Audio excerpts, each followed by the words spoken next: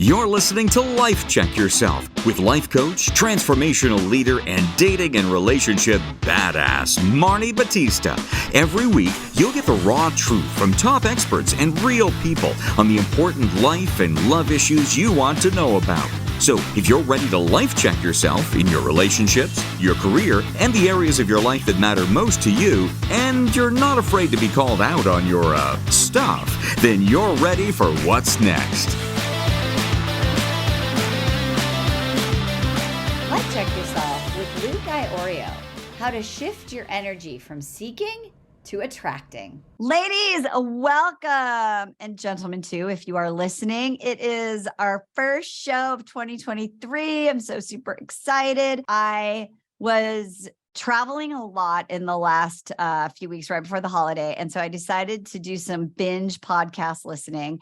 And I was listening to the show of my guest, who's also my mentor and colleague and friend for the last, I don't know, a lot. He looks really young, but he's older than you think, for a long ass time. And I was like, I have to have Iorio back on the podcast.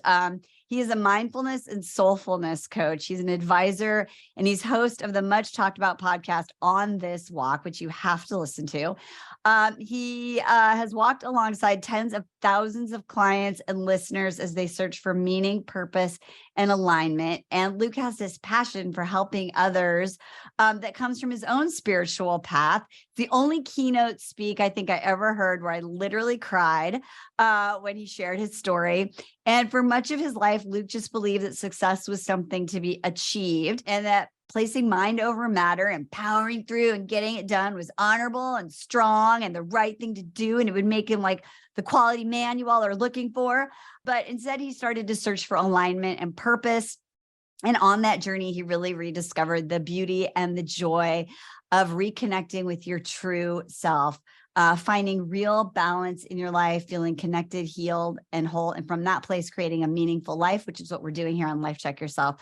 He is the previous president and CEO for the Institute for Professional Excellence in Coaching. He's worked with influential people and organizations and helped them grow. And you got to check out his podcast, On This Walk. I'm super excited that you are here so we can go on a walk. I am always happy to be here with you, Marni. It's so great. We had a recent coaching call where I was literally on a walk with Luke and being in movement and being in nature. And while we're not in nature exactly and we're not moving, I know this is going to be an amazing walk. Definitely. So I want to talk a little bit. I just want you to orient people. Because, you know, they're for those of you who are listening and those of you who are watching on YouTube, you see this guy's got a cool background, you know, he just looks like he's got it together. But I think that story of where we came from is so important because wherever you are in your life, programmed by a should, this story could change your life. So just give us a little highlight of that. Yeah. I think, let me go into it this way. Based on the way that I grew up, based on the way that I experienced my childhood, moving into adolescence and into adulthood, I had kind of built up this vision in my head of what success was supposed to look like. And the reason why success was supposed to look like what it did in my head, I'll explain that in a second, was that I was in this place of consistently trying to not only prove myself, but to actually build a container that felt safe in my life. And that stemmed from actually literally losing my home when I was just 5.5 years old in a house fire. And so I spent, my first however many years trying to find my way home again. And my way of doing that was that I wanted to try to create that container through controlling my path, being completely self-reliant, not worrying about anybody else, being highly independent, which also then disconnected me from so many different people in my life. It disconnected me from my emotions because everything came about, how do I achieve more? How do I achieve the next thing? And for me, that looked like a very successful career. Originally, I thought it was going to head in one direction, which was in marketing and advertising. It was heading down a corporate path. And I thought a lot of things were getting figured out. And ultimately, life put me on a train heading into New York City, heading into Midtown, not downtown, on 9/11. And it completely and utterly interrupted the way that I thought about my life in my relative early 20s. And I started to ask these questions of, is this really where I want to be? Is this the path that I want to be on? And so lo and behold, I decided to make some changes. Thank God my girlfriend to become my fiance, to become my wife now of 19 years, had a wonderful sense of both flexibility and humor, because I kept changing things for a number of years while we were getting married and then having our first kid. And it led me into a path where I got into this trajectory of coaching, and I go on to have this wonderful career with IPEC. I was with them for 17 years. It's where Marni was certified and did her training quite a few years ago when we initially met. And so I do it all over again, and I build this incredible career around this extraordinary business that's filled with purpose. It's helping people become coaches and make all this change in the world. And it happens again. I get burnt out this time. That fire was actually something that consumed me this time. And it took me a good while to really understand that I thought that I was bringing myself to a place of fulfillment and purpose because of the way that life was going to look, the way that the container was going to be built. And so my fulfillment, my purpose, my meaning was built on external factors, not internal factors. And so no matter how deeply I was in this work, I too was still going through my own struggles and still had my blind spots that I wasn't connecting to. And so ultimately, I actually, after burning out, put a transition plan in place that allowed me to ultimately transition actually out of the business just a couple of years ago. And my journey ever since kind of those bigger burnout moments about 7 years ago has been one of a very, very deep path of self-discovery, of a lot of spirituality, a lot of consciousness growth, and really looking at not just when I'm at my best, but really looking actually, who am I in my shadow parts, my unconsciousness, the parts I've disowned, and be willing to just freaking go there. And once I did, I started to discover this whole new way of building my life around this inner quality of being centered and balanced and peaceful. And I wouldn't look back. I wouldn't change a thing, even what I had to go through for me to ultimately find it. You said a couple of really amazing things, and I just want to reiterate a couple of those things. And you didn't say it directly, but this is one thing you've really taught me, is that when you're going through those really challenging times, if you can pause and lean in, and you own this idea that this is either my transformation or preparing me for transformation. Yes. Right. Then this can be actually the moment, right, where the universe like whacks you on the head and says, hey, I have something else for you. Absolutely. And I really want people to listen to that, because I think, if you're listening to this near to when we recorded at the beginning of a year, 2 weeks ago, there's this end of year and you're like, oh, I'm not where I wanted to be. I had these great goals. I was going to be this, and all this crap happened, and now I'm supposed to just like jump right into it. And it doesn't feel authentic. So what do you say to someone who's like, okay, Luke, I've had a lot of shit happen. Now what? So, okay, great. This is supposed to be sending me somewhere. What do I do? It's part of the process we've got to go through, because it's not, I want to be clear. This is not us trying to make, lemonade out of lemons. This is not just positive thinking or positivity for the sake of positivity. What I want you to, if I extract a little further from Marni, what you just brought up, the way that I also say it is that the universe in life is always conspiring to return you to wholeness.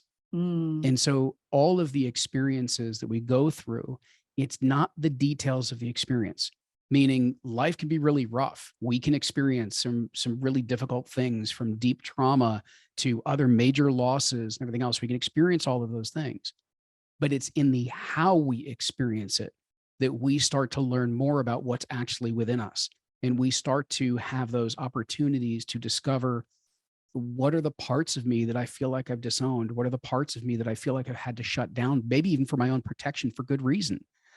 We have a line. We always have a reason, actually, for everything we do. And so there's good reasons even why we do those things that actually pull a part of us back from who we really are.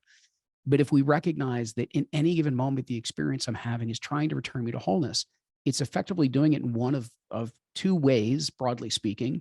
It's either showing me something that is deeply resonant and it feels like it's completely in flow and beautiful and easeful. It just feels great. Or it's giving you the opposite. And it's letting you know that this isn't it. And based on the dissonance that you're having, the way that it's really creating resistance or stuckness or even depression or apathy, whatever it is, there is something in there that's inviting you to look at what is the part of you that is wanting to be reclaimed. What is the part of you that feels like it hasn't been acknowledged? What is the part of you that maybe feels like it was left behind and it's looking to come back again? Because we get fragmented through all of these different experiences. We leave little pieces of ourselves in our histories and our traumas and our hurts, our pains. And life is always trying to return them to us, but we have to pay attention. So if you're in those moments, like if you're going through that, it does take, it takes a few things. It takes quite a bit of faith, to be perfectly honest with you. That's a big word. I know Marni can talk about some radical faith as well, as she well knows. It takes quite a bit of humility to be able to say, I don't know better than the way the universe is unfolding right now, right? The universe has been around for over 13 billion years. It's doing some things that I don't yet understand, even in my life. And even if I think I understand the details, there's probably something a little bit more going on that I don't understand.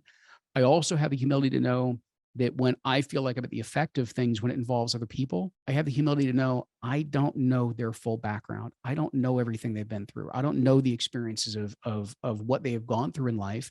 So while I may not agree with what it is that I feel like has been done to me or is creating the situation, it doesn't mean I need to cast them out. I don't need to blame them. I don't need to shame them, because it just adds a whole other layer that we just don't need in these situations. And so ultimately, all of this is about, how do we come back to that recognition that there is something that lies within me that will keep me centered, that will keep me at peace, and that life is always presenting different opportunities, different pathways, different access points that will draw us back in. As you were talking, I was thinking of when you said that there's little pieces of us that we leave along the way. Yeah. And I was thinking about, a few years ago, in 2020, when the world went into lockdown and I went flat on my back when I broke my sacrum, the universe had to whack me on the head, whack me on the back, right? So that I would start asking a different question. What do you think that our listeners can do? So, because you've asked me this question a lot of times, it's sort of like, and I was just looking at it. It's like, you keep creating this again and again. Why do you keep creating this again and again? And so then what do I do with that? And so that's that humility of like, why do I keep physically breaking down? Right. Yeah. It's so not who I am, because in my essential self, I'm curious, I'm in movement, I'm active, right? So, and when I ask this to clients and stuff, they're like, I don't like this question. What do you mean, right? Why do I keep recreating that? So what do you mean by that? And how can we look in that in a place of self-compassion? And then how can that take us forward? You can ask the question as, how am I participating in the creation of this? Okay. So, and I do slightly reword it in this setting so that you can give yourself a little bit of space to the fact that, yes, there's a lot of factors going on with any number of things that are unfolding. And what's your role in it? How is it that you are participating in the creation of this experience and the experience you're having? Not of what other people are having, not of what other people are doing, but what's the experience that you are having and how are you playing a role in that? So it starts to move us in that type of direction. What we then really start to take a look at is that it's not that we're to blame for our role in these things. It's not that we should have shame around why this is showing up. You're not broken. You are whole. You are enough. What happens though is that we look at a present experience and we assume that everything going on is actually happening in this present moment of whatever it is that's unfolding in our lives. But that's actually not the case. It's that we have so many perceptions and beliefs and attitudes and conditioning and patterns and old behaviors that have been stacked up for 10 years, for 20 years, for 30 years, for 40 years. And ultimately, that bundle of history is interacting in such a way as certain conflicts keep reappearing, certain decision points keep coming back, certain losses feel like they keep occurring to you. And there's a reason for it because of the way that you're interacting with the world. Now, that doesn't mean that you are a victim to where your conditioning is. This is about awareness. This is always about bringing things back to awareness, because if you can take a look and start to recognize that, you know what, if I look at the whole situation and I look at 100% of the situation and I take responsibility just for this 1%, I'm not ready for the other 99%. I'm going to start with this 1% because I can see that maybe I am participating in the creation of this issue with this emotion or with this reaction or with this resentment. And let me just take a look at that one piece. And then after I've done that, maybe there's 1 or 2 more percent I could take a look at, right? What you're doing is you're opening that window of taking responsibility where you can take responsibility and beginning to change the way that you're relating to, you're participating with whatever is going on. And any of the awareness that you're building about your conditioning, your beliefs, some of the habits, maybe behaviors that are there, is just that. It's awareness. It is not you've done anything wrong. It is not that you're something to blame. There's nothing there. It's just, okay, this is what it is. Now, do I choose to continue it, or do I choose to do something to change it? Because that changes the way that I relate to this, which changes the way that I create my next situation. And that's brilliant. Like it's the how am I relating or experiencing these situations and creating that awareness. It's almost like that 60,000 foot view, because what you said is so profound. Like when we're in a moment, it's all we can see is these moments, but we can't see the universal picture, right? Yep. So what else is happening? How can I experience this in a different way? And I think that it's funny because we lived in an RV, for those of you who know that, my husband and I, for like 10 months. And I literally feel like I was in a time capsule. I just read this book called Cloud Cuckoo Land. Have you heard of this book? I haven't heard of that, no. Oh, it's so amazing. It's by this guy named Anthony Dewar, who's like a brilliant writer. But, and I won't give any spoilers for those of you who like to read, but there is an experience that is happening to a bunch of characters where they're in a spaceship in the future, escaping Earth. And I'm not going to tell you what happens, but what happens is that all the reality that's been ingrained in all of these people who've lived in this spaceship for 60 some years is not the truth. It's not what's really going on, right? It's just what they've been conditioned. And it's literally, right? Like they're saving the human race. These are the last people, right? So this is all the messaging of this one main character who's like 12 years old. And I went into this RV experience. I feel like the spaceship was called the Argos. I feel like that was the Argos, right? Because I was like looking at everything and I started to question in that little time capsule, right? Like having more awareness of every single thing that was happening and how I experienced differently. And because I started asking those questions, it's like so many, I picked up so many pieces of myself along the way. Now, what I want to ask you next is, that I was terrified and I had a lot of regret and I looked back and why did I do this? So I want to ask you about courage, because I think if you want to live your own version of a radical life, life on your terms, like really creating the relationship, the career, the experience that's in total attunement with who you are, how do you relate to the concept of courage or change or taking action in a new way? There's a lot of ways. I love that. Let me enter in through change.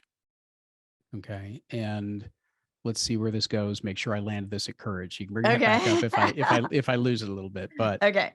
The reason why I want to enter through here is that what we tend to forget about our lives is that they're always changing. And so we usually get into these patterns where it feels like we've reached maybe a stage of contentment, which is really, we're comfortable. And what we want to begin to recognize when I talk about change is that everything in life is going to go through cycles. It's going to have those times where it's been born, it is going to grow, it's going to mature, it's ultimately going to decline. And yes, it is also going to die. And what happens very often inside of our lives is we end up holding on to things that are trying to be let go. And so we grasp, we cling because no, I really enjoyed that. I don't want to give this up. I want this, or I want this now. I'll give this up, but if I can grab the next thing, then I'm bargaining with the way that I end up doing this. But change doesn't work that way. It's meant to be more fluid. It's not meant to be controlled as much as we would like it to inside of our human minds. We're meant to be able to flow, be present with how things are changing and move through it. So I bring that up because if we have more awareness of the fact that everything is always changing, that the more that we try to cling to something or grasp on to the next thing, we're creating rigidity, we're creating resistance within us, which is actually going to create more discomfort than happiness. If we know those things, now we can start to tap a little bit more into that inner courage that exists, that reservoir that exists inside of us that says, I know life is going to be changing anyway. So do I choose to go with the flow and lean into this and see if I can't have a fun ride and maybe even make a couple of turns intentionally while I do it? Or am I going to keep just grabbing on and holding on and not letting go? Marni, you and I have talked about it in terms of balance, but I think of this as not just, the lifestyle balance, which, to be honest, most of what's taught about balance is bullshit. Right. I'm talking about inner balance. Yeah. Is that it's not meant that all things are supposed to be equal at any given time. It's meant to be much more like the way that a surfer is balanced on a wave. So the wave represents the fact that life is always changing. It's always breaking. It's always swelling. It's always moving in these different directions. Do we have the inner balance that allows us to keep navigating? Well, when we find that inner balance, all of a sudden we're like, you know what? I want to hit that wave harder. I want to break with it more. I want to try this little trick over here because we realize we can lean into it more. We can have more fun with it. So recognizing the fact that there are these cycles of change, beginning to look for what is it that restores that balance within me. Something we started to talk about offline was simplicity. That's one of those elements of balance. We could talk about that further. And then as that begins to emerge, we start to feel a little bit more of that resonance, that flow, that fun inside. That's the type of courage you really want to be able to tap into, even in the midst of something that looks big and scary. But if you've gone through a little bit of the processing I'm talking about now, you're going to have a different reservoir built up that says, you know what, it's going to change anyway. So why not do this in a manner that's going to be fun, that's going to feel aligned, that's going to feel like I'm going after something I really want. I love this. Wait, there's an author that you told me about. Peter Palmer. Parker Palmer. Parker Palmer, the guy with two first names. So he says there's a quote in that book, and I'm sure you remember the name of it, but he says, like, winter isn't, you have to get out into the winter, right? And experiment. And what I remember about that is like, and I read something recently that said, winter is only bad, right? Winter is only unbearable if you don't have the right gear, right? Right. Like, it's not really cold if you have the right gear. And then what Parker Palmer says is you have to go out into the winter and like kind of be comfortable with it, make friends with it of your life. Yes. Right. And yes. that's sort of like, I remember reading that and thinking like, okay, like I have to make friends with the winter. Right. And I have to have the gear, meaning like I have to build inner safety. I have to look at how I can be resourceful. I have to have a practice that allows me to listen to my wisdom. I need mentoring, right? Like I'm ready to go into the winter. You're spot on, right? So it's Parker Palmer. I think the book you're quoting from is probably A Hidden Wholeness, which is one of just a fabulous book. And it's this idea of one of the pieces of what he talks about in there is that idea of us making friends with winter. And so to extrapolate it to what we were talking about with change, to make friends with the fact that something is passing, to make friends with there's going to be times where things need to die and they need to go into hibernation. They need to go in, beneath the earth once again to be able to be reseeded before they can grow again. Those are really, at times, desolate moments within our life. They can feel stark. They can feel bleak. They can feel like maybe nothing is happening and it feels a little bit isolating, just like the winter can. But the more that we become willing, okay, and willingness will then grow into courage, the more that we become willing to interact with these moments where uncertainty is higher, where we feel like we're in this space in between moments, in between experiences, the more we get used to being in between in those moments, the easier and the more insightful and the more wisdom that ultimately comes through those moments in time. The winter's here because we're supposed to rest. We're supposed to go into hibernation. We're not supposed to be in perpetual summer and perpetual harvest. That's not how nature works. And we are nature, whether we like to remember that or not. We are nature. We're not separate. And so we have these cycles, and we're meant to go into that rest, to go into that repose. And there's different elements. I'm not saying across all of our lives simultaneous, but moments of our lives, relationships will go into those moments, career moments, jobs will go into that. We'll go through these cycles. But if we get comfortable with whatever the next opportunity is to be in winter comes up for you, get comfortable there, and it gets almost more fun, like an adventure, like you're exploring, and you start to build this anticipation of, oh, I know spring's coming. Let me just enjoy this calm, this solitude, not isolation, this solitude now, difference in perspective with that, because I know something really fun is coming. And so I want to be rested. I want to allow the compost that's growing beneath the earth right now to feed the seeds of what will become. And so I want to enjoy that process. And that means enjoying the rest, enjoying the winter as well. Yeah, it's funny. When I was out doing the East Coast in the fall, we were in Vermont, I think, and we went up to this peak called J Peak, which is like a ski mountain. And I was just looking out, going up the lift and looking at just the beautiful, beautiful, vibrant colors of fall, right? And I just thought about that moment that you just described, because I was like thinking, like, this is beautiful, right? But it's going to like life is going to transition. The leaves will fall.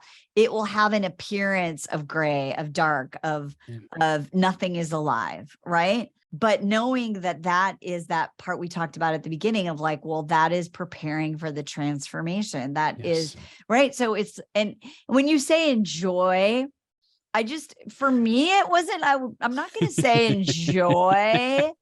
I had some like full on temper tantrums, I think. But one experience that you really helped me through, and I kind of want to transition to this as we kind of start to land the Argos here, is I was hiking and I was like super like, we started on the RV trip. It's like raining. I'm like, and now I'm like literally in 40 feet with my husband. I miss my life. I miss my house. And we're hiking on a little tiny piece of the Appalachian Trail. And I say that because I don't want you to think I'm like, freaking Cheryl Strait or anything. And I get up to this thing and I read the sign and it's like, this is the point where like, and I'm going to mess up the states maybe, but I think it was like Tennessee is on one side and North Carolina is on the other side. And there's this one spot where you can see them both. Yeah. And I was like, oh my God, this is what I've been trying to do. I've been trying to say, I want something different. Like I want a new career. I want a new relationship. I want more peace. Right. But I also am so afraid to let go of what I have. So I keep thinking, but but like that old relationship I had was so great, or that old, or being a mom when my kids were little was so great, whatever season you're in your life. And I was like, oh my God, I'm trying to just be in two states at one time. Physical, mental, metaphorical. And I was like, no, I have to let that go, right? I have to like live where I am. And that was a really big turning point. And I want to just share this for everyone who's listening, is that like, once I was like, wait, I'm not trying to keep comparing today to yesterday or another part of my life and saying this was better, that was better, this is not, right? Or last week. I'm in my now. So if I just look at now, what is here? Right. And then I was like, wait a minute. Well, this is amazing. When you stand along that ridge line, as you just described, Tennessee over here, North Carolina over here, and you recognize kind of the metaphor that is there, you recognize the edge that you are walking along. Well, we recognize those in our lives. Actually was just working with a men's group that I run on exactly this. which is to be able to recognize when we are at moments of threshold within our life.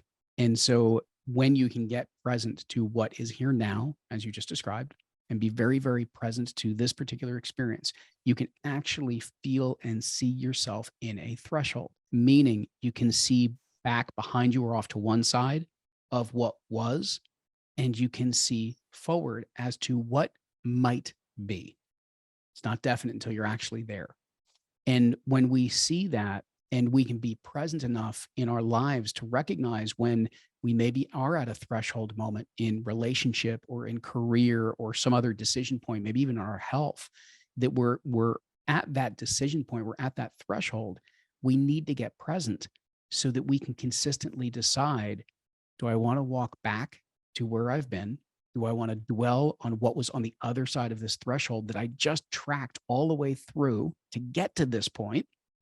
Or do I want to begin to ease my way into what's next?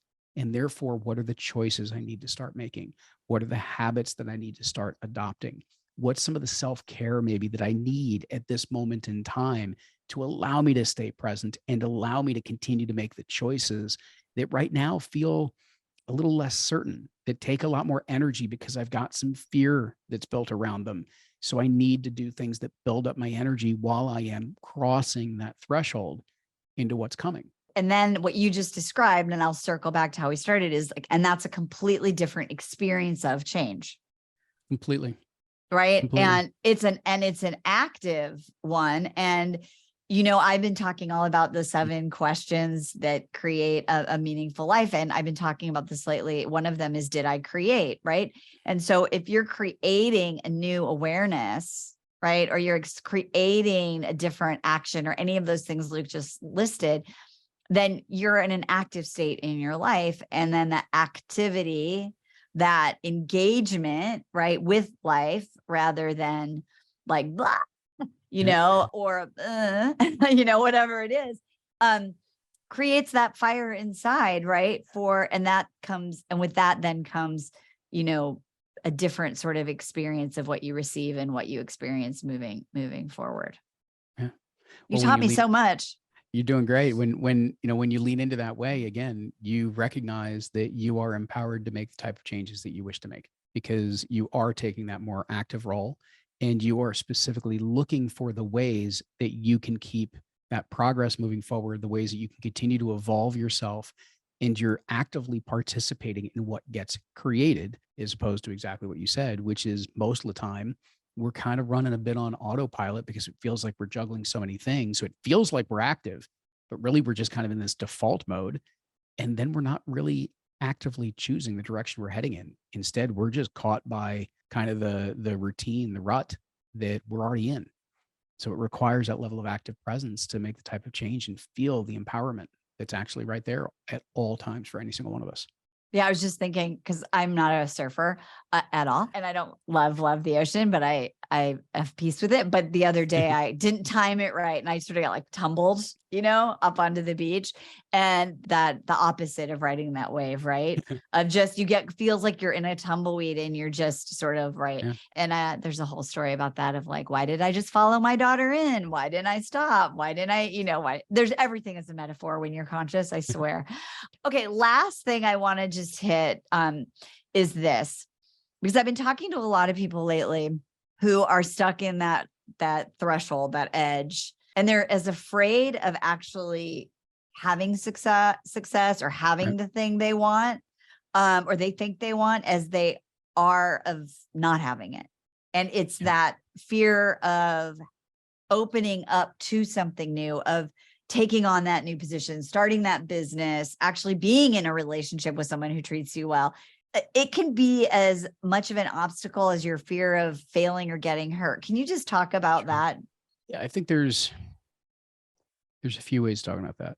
Number one is whether it's the fear of kind of what may come, meaning the success of actually getting what it is that you want, versus, you know, maybe I fall flat, whichever orientation happens. Really would actually invite a lot of people to step back for a moment and start to look at, what is it that you really need? What are the needs that are driving whether you do this or don't? What is it within you that has a deep need to be acknowledged?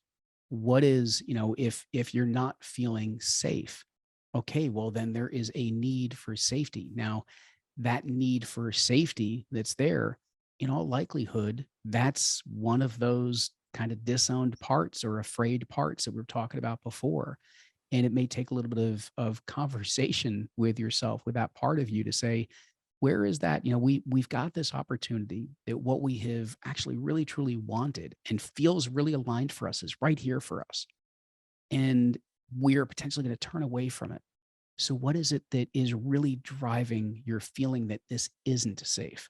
What is it that has you wanting us to withhold when we've believed that this is always what we have wanted? So it's getting into dialogue with those parts of ourselves, because you'd be surprised at some of the messages that come out. I've having walked clients through this at different times, some of those messages get very revealing of, this is actually what would create safety for me, because in previous parts of my life, this is how some of that was created. So I need to feel a little bit more of that trust. I need to feel a little bit more of that confidence. And here's the ways we can do that. And therefore you start to get some ideas of, oh, we can construct it this way. And you start to feel that progress. That's one part of it. But I've been surprised by other answers that'll come out where all of a sudden the part that speaks up and says, actually, it's not safety. It's a matter of, this isn't what you actually want, nor is it what you need. And that is terrifying. Because if we think we have been working towards this, even if we've been afraid to go after it, and then all of a sudden that's not the thing, and that's what we've been orienting our life around. Again, even if we're scared to, everything and going after it, right? But if all of a sudden that's not true, what do I orient my life around? Where do I go from here? And so we'll get caught and stuck in some of these loops of, should I or shouldn't I, or this or that, because just being stuck in that loop at least is less scary than recognizing, I actually don't even want to be on this ride.